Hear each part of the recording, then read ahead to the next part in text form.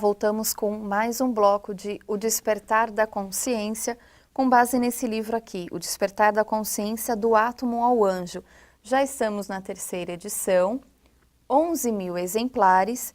Você pode adquirir o seu e começar os estudos aqui com a gente, né, Sebastião? Com certeza, será uma honra ter você como parceiro nesse projeto de luz. Sebastião, voltando ao assunto do bloco anterior, então é importante o ser humano gostar do que está fazendo e não fazer só o que gosta. Porque nem sempre a gente pode, né? Nem sempre a gente tem a oportunidade de fazer só o que gosta. Exatamente. Emmanuel é que nos chama a atenção para isso.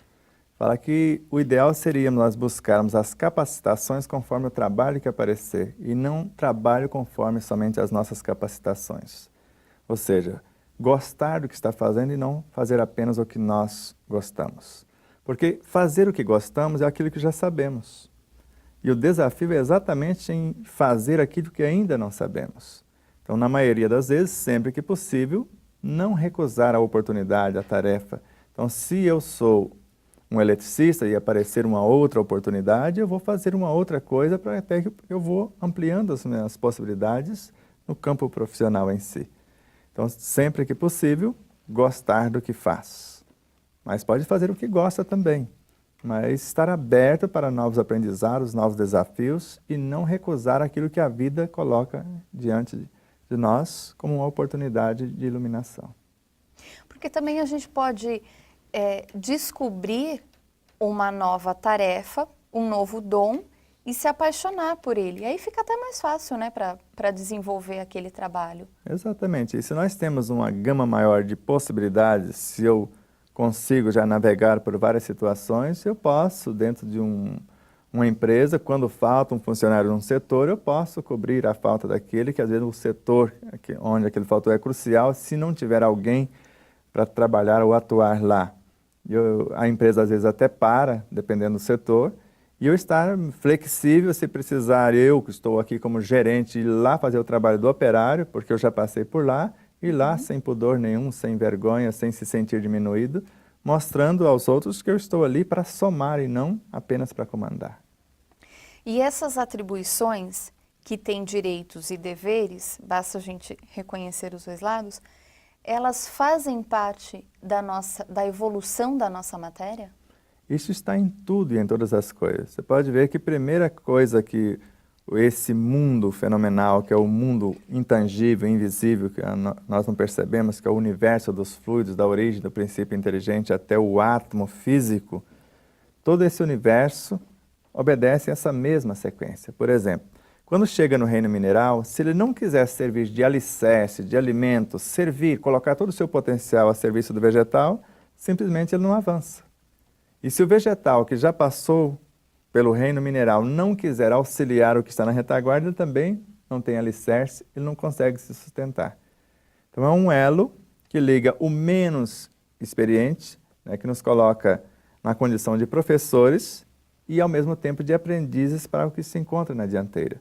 Porque o vegetal auxiliando o mineral e tendo-o como sustentáculo, ele vai servir o animal se ele quiser também avançar no sentido de expansão da sua própria consciência. Falando em avanço, como a gente pode, no nosso dia a dia, avançar espiritualmente?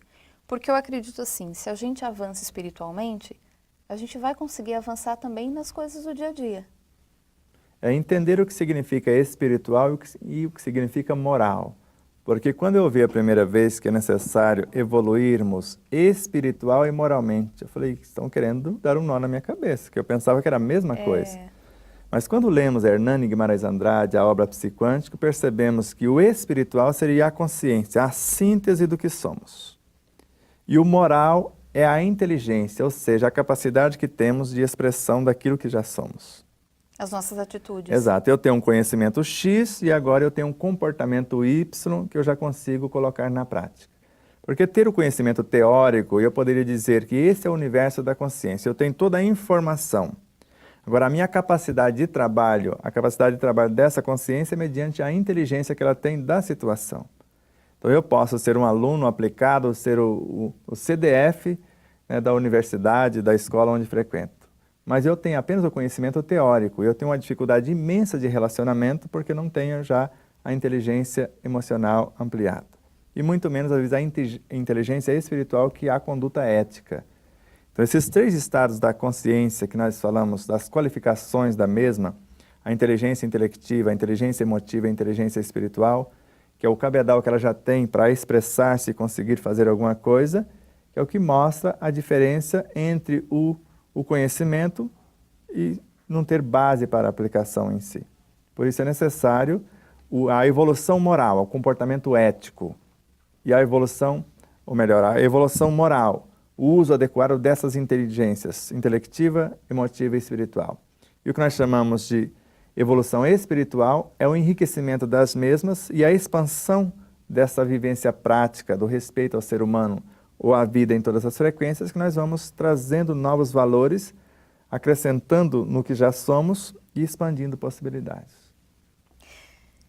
Isso tem a ver com aquilo que nós comentamos nos bastidores, que não vai adiantar quase nada se eu for até um centro, eu recebo passe, eu estudo, eu participo das preleções, mas eu não absorvo aquilo que eu aprendi, aquilo que foi ensinado. Aí eu saio de lá com o mesmo pensamento que eu entrei. Isso funciona da mesma forma, não só nessa situação, mas também em outras situações do cotidiano. Funciona exatamente lá também em nossas casas espíritas. E uma coisa que precisa ser repensada, e eu posso até ser crucificado por isso, no espiritismo não existe cursos. E fazem cursos como se alguém recebesse um diploma para ser um passista, um médio, isso, aquilo. Existem estudos que começam e não têm fim. Então, quando eu começo a compreender o magnetismo, que eu posso já fazer a magnetização de uma água, exercitar o mecanismo da bioenergia na aplicação do passe, eu já preciso experimentar. Tem pessoas, tem casas espíritas que esperam o fulano estudar 18 anos para depois aplicar um passe. Isso é uma coisa absurda, sabendo que nós somos seres que já existíamos. E nós podemos ser muito mais espíritas, conscientes do que o dirigente da casa, que às vezes já está lá há 50 anos. Nós que estamos chegando agora, que talvez nós somos o dirigente da casa, espiritualmente falando, que está retornando no plano físico para dar uma força a mais quando nós sabemos dessas realidades. Então, entender que precisamos do conhecimento, sim, porque Allan Kardec já falava, tem que ter o conhecimento de causa. Então, se eu quero aplicar um passe, se eu quero fazer o exercício da bioenergia, colocar o meu universo a serviço do meu semelhante, eu preciso saber pelo menos um pouquinho de anatomia, de fisiologia, da mente, as minhas emoções, o pensamento, como é isso para que eu possa coordenar. E a partir do momento que sei, eu preciso experimentar. Porque a teoria sem a prática não funciona. Então, os estudantes hoje dentro de uma casa espírita, mesmo no primeiro dia que chega, ele já pode ter o conhecimento teórico e já fazer alguma coisa prática para que ele se sinta útil e possa já começar a movimentar esse patrimônio e mostrar que talvez ele traz uma bagagem muito maior do que os que lá se encontram, às vezes, há 20, 30, 40, 50 anos. Sr. Sebastião, quando o senhor fala de causa e efeito e relaciona a questão moral, é uma situação delicada, eu não sei como colocar isso, mas assim, quando a gente pensa na questão política do país, a gente vê tantas coisas indo para um caminho que a gente não gostaria de ver. É lógico que tem, assim como tem muitos políticos trabalhando para melhorar o país, infelizmente tem outros que não têm, não têm essa atitude. Existe uma forma ou uma fórmula para reformar essa moral, para reformar essa conduta desses que estão caminhando para um lado ruim? É a proposta do ensino universal dos espíritos, a partir da mudança pessoal. Porque se eu critico um político, porque a política em si é a religião do país.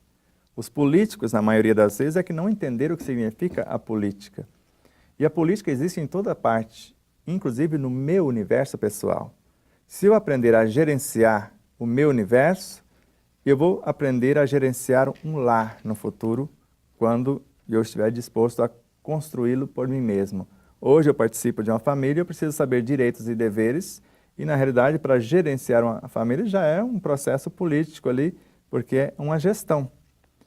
E eu pediria aos políticos ou aos candidatos que fizesse pelo menos um curso de administração, um curso de direito para ter bases, porque eles vão elaborar leis, vão criar situações para a gerência do país. Então, saber o que está fazendo, apenas não se candidatar por candidatar. E o cidadão que vai votar terá consciência de ter a lucidez de escolher os melhores, o que tem esse currículo que realmente tem a competência para fazer alguma coisa em prol da nossa nação.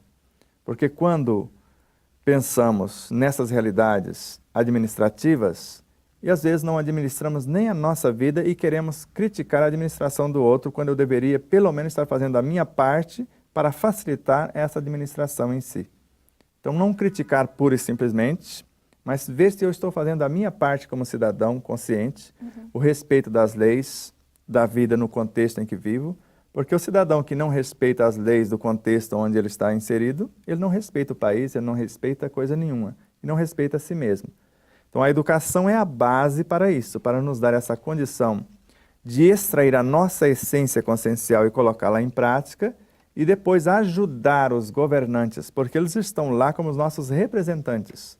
E nós precisamos ajudá-los a melhor gerenciar o nosso país. As manifestações ordeiras, reivindicando a mudança de uma lei para que ela se ajuste mais adequadamente ao contexto, é um direito nosso. Agora, fazer isso com harmonia, com conhecimento de causa, com equilíbrio, e não com vandalismo, como algumas situações ocorrem, saindo do equilíbrio, mas ter a consciência disso. E a educação é que nos vai dar a base para isso, o conhecimento das coisas, das leis, da vida, para que possamos reivindicar aquilo que é justo, não só para nós, não só para a minha cidade, para o meu bairro, para que o país como um todo, o planeta como um todo, se modifique, porque é ele que vai avançar um degrau na escala para o mundo de regeneração. Então, cumprir a nossa responsabilidade de cidadãos conscientes e, ao mesmo tempo, auxiliar o nosso contexto e expandir essas possibilidades para a nação como um todo. Tá bom, Sebastião. Por enquanto, muito obrigada. A gente vai para o intervalo e volta daqui a pouquinho.